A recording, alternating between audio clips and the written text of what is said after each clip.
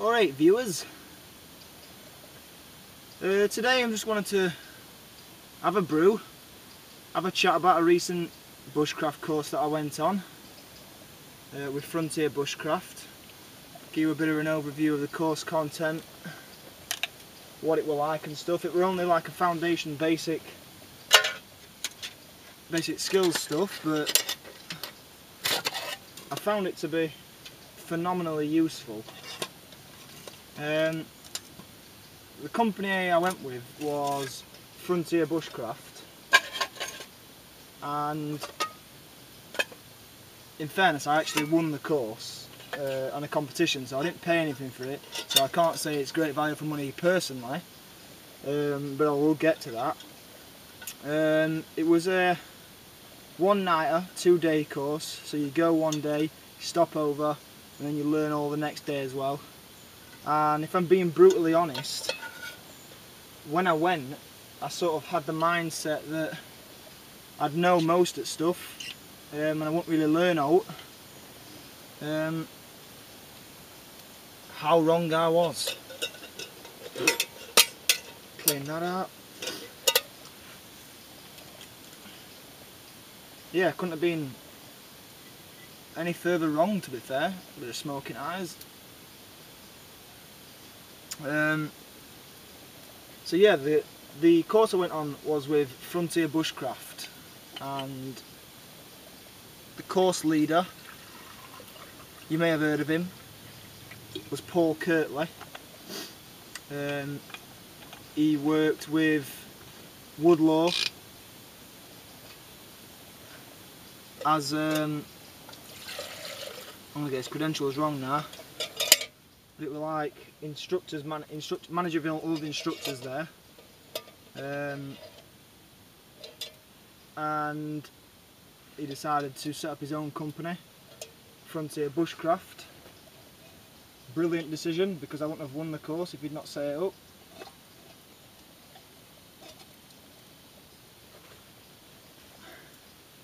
So how it came about is I was searching for a bushcraft course online, and Facebook had these little adverts outside saying this, that and other about these different bushcraft courses. So I thought, might as well have a go. It says win a bushcraft course. I had a go, filled it in, didn't think out of it. 2 months later, got an email through saying you are a winner, and I thought, screw that, it's spam. So I didn't do it about it. About don't know how much later, a couple of months later, I thought I'll just check what that email were. Luckily I did check it, and it turns out to be, you are a winner, you've won this bushcraft course. And then I remembered I'd applied for this to win this course and stuff, and I thought, right then. So got in contact with Frontier Bushcraft. Nice kick, that's some great smoke. Woods are right wet actually. Bloody eyes. Yeah, so opened it up, got in contact with Paul. Really nice guy actually. Got in contact with him and organised my dates for my course.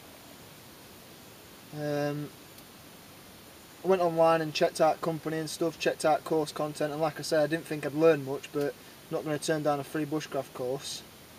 So I ended up getting there last Friday. I went, Friday gone, it's now Tuesday. So I got there Saturday rather, Saturday. Got there Saturday morning. The course started at 9:30. So we turned up, there were a few of us. We did a quick introduction of who we were and stuff.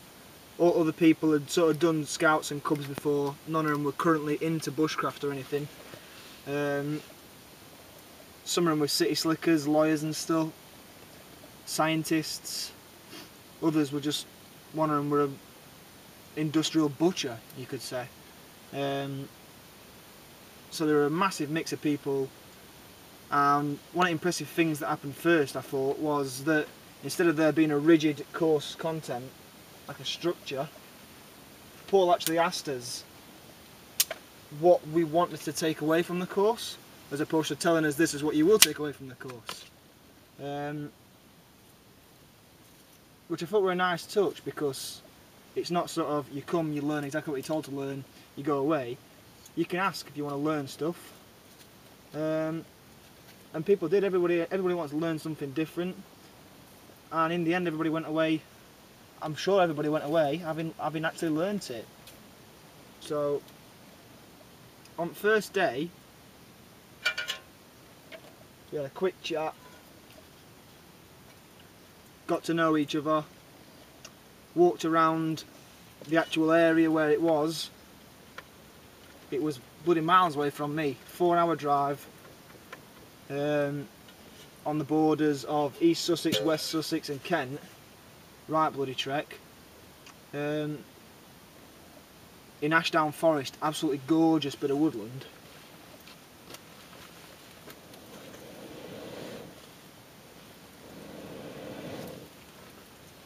And so we started walking around this woodland and stuff. It's private woodland, so there were no people in there, which were a bonus.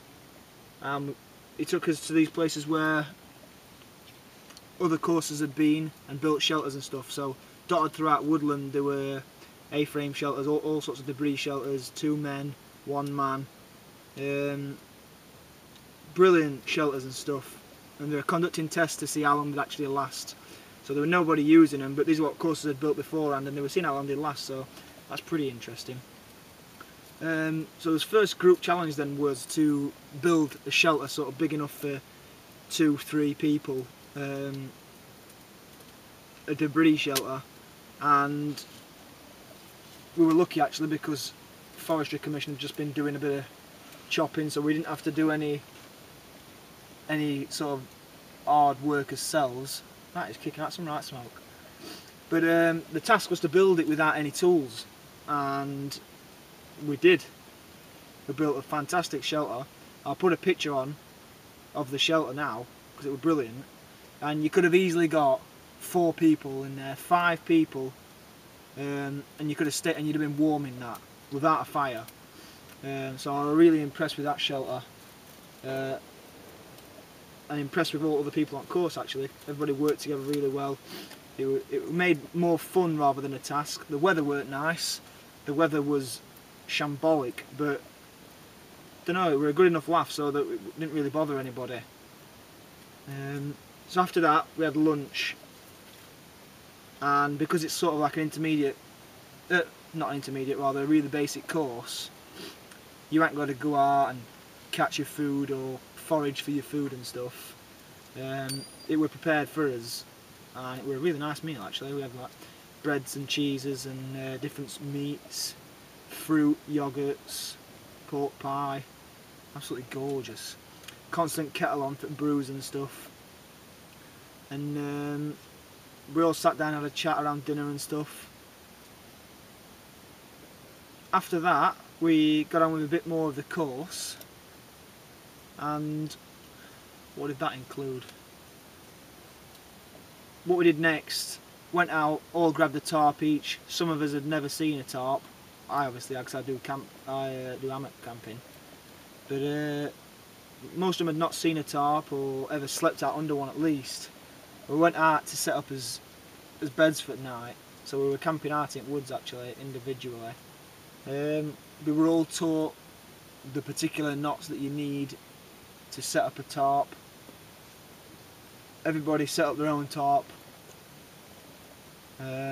People did well actually, to say they'd never seen them sort of knots before.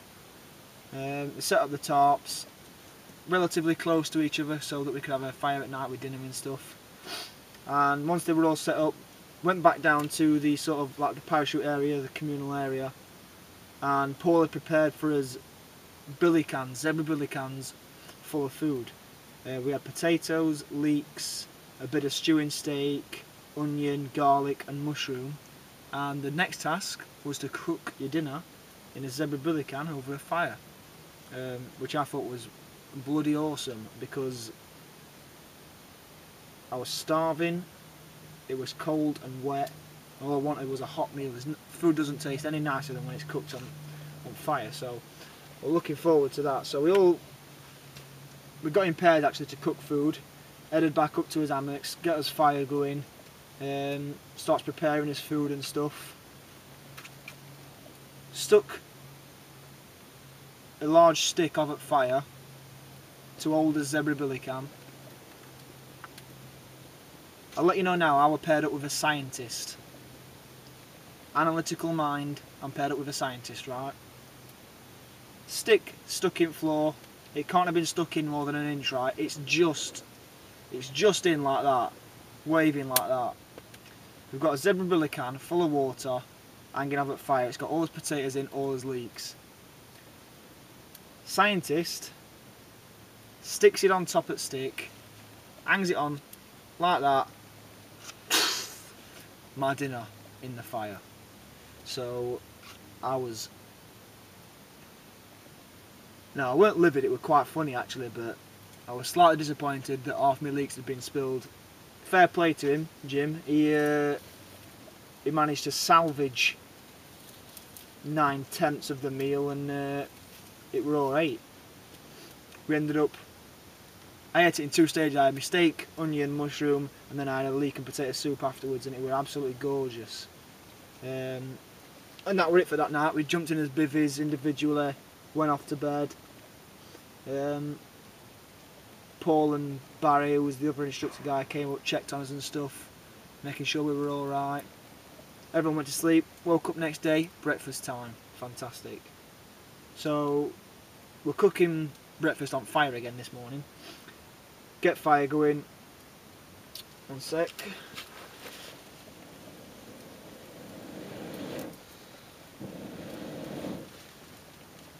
So gets fire going. For breakfast, bannock, delicious, bacon, egg, mushroom for some. I decided I was going to have a bacon sandwich, so I'd cooked damper before. I'd never cooked bannock. I'd never used baking soda or like that. Just flour, water, butter I normally use. But this one was flour, milk, and baking powder, baking soda, whatever you want to call it.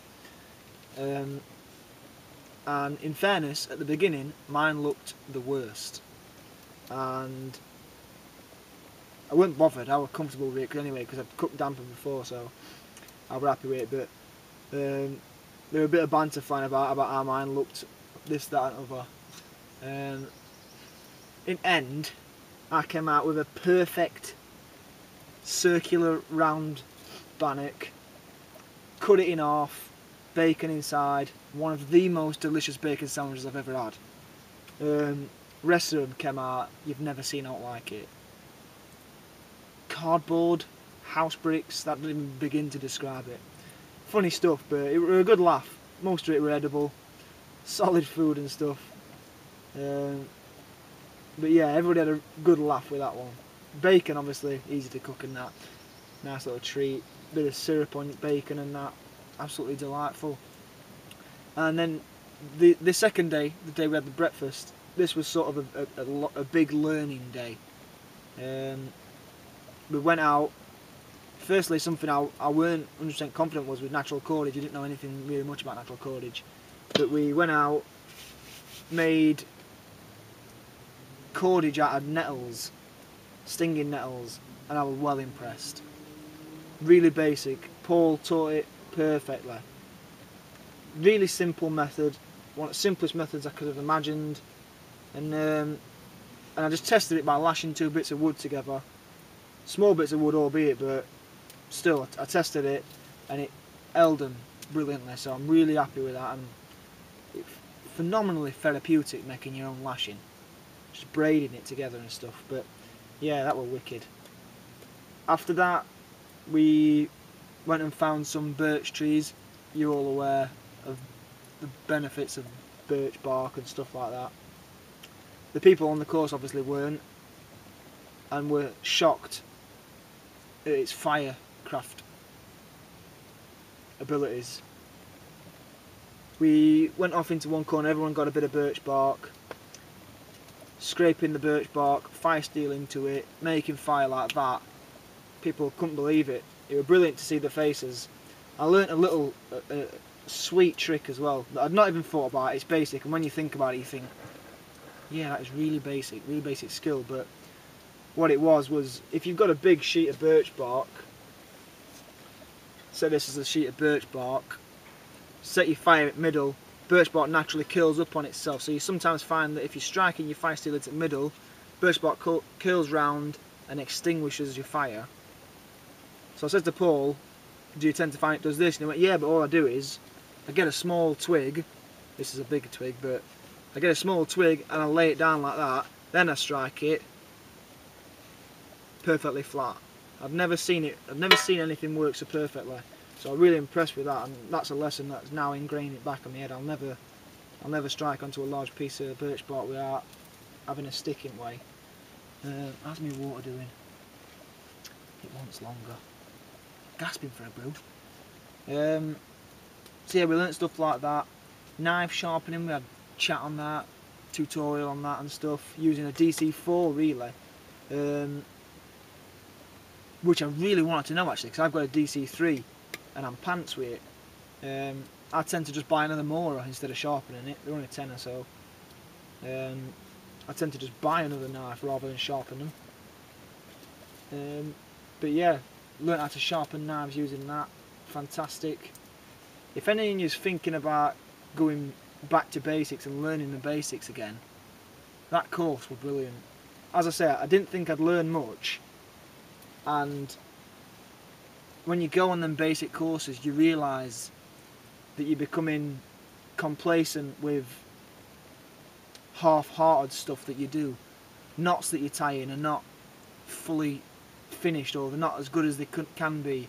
The way that you craft wood and stuff, when you carve wood, knife safety, it's good to just go back to basics, learn the fundamentals again, and Paul were absolutely spot on it at going back to the basics and telling you what you needed to know. He were aware that I were already into bushcraft and stuff, and there were no sort of like talking down or anything demeaning or condescending or anything. He understood that I were into bushcraft, he understood that I were already at an intermediate level, so he was changing how he was speaking to me as opposed to speaking to somebody who weren't as advanced, and it was just brilliant. At no point did I think, I don't really need to know that. So even if people out there, you're watching and you're thinking, I don't want to do a foundation degree course, I don't really want a basic course, it was fantastic just to go back to basics and relearn everything again, especially from someone like Paul who is an absolute master in his field. I'd definitely advise doing one of these courses. And from what, obviously I didn't pay for the course, I won course, so I can't say myself it was good value for money. But speaking to the guys on the course there, who by the way were really sound guys, and over that course it's almost like a team building thing. You make friends with these guys, and it's nice. You meet some really cool people. Having spoken to them, every one of them said they would have paid loads more for the course because it was such a brilliant experience for me, who's quite into my bushcraft already, and for those who are not into it but wanting to get into it. We all found it fantastic. I definitely advise it. I put a link below. It's Frontier Bushcraft. Paul Kirtley is the MD, owner of the company, head instructor. The other instructor is the guy who was with us, Barry. Fantastic guy. He's like a scout leader as well as technical director of some IT company, some architect company, and he also takes time out to go out with his kids and stuff. Everybody absolutely loves what they do. 100% effort from Paul, Barry. I'm guessing it's going to be exactly the same for other instructors, but really nice time. Had a really nice time. They do also do more advanced courses like 5-day courses, 3-day courses, and they also do things like expeditions and stuff, which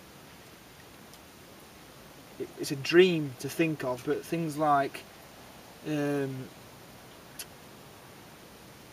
canoeing trips in Canada, a couple of weeks canoeing in Canada. Now that sort of thing is priceless, and if you can afford time off work and stuff, you need to be going on these courses because that's something that you just dream of. But check the website out, it's Frontier Bushcraft. I'll put a link below. If you've got any comments or if you want to ask me any questions about the course, ask me below.